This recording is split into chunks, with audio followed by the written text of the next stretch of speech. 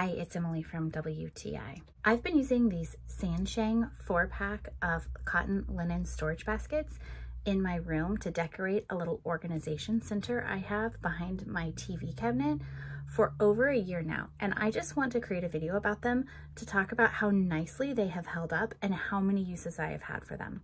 So I've been able to store all sorts of personal care items, the lotion I put on before I go to bed, reading glasses.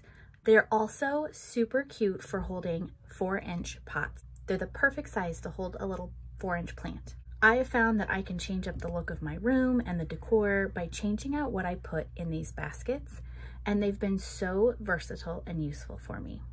I love the linen kind of burlap feel and the patterned cotton inside lining. It really makes for an interesting aesthetic. I can imagine how many uses you could get with these in the bathroom or a baby's nursery. I think they're the perfect size to hold small knickknacks and things you want to gather together and keep off of your surfaces. They also make great plant holders, as I said.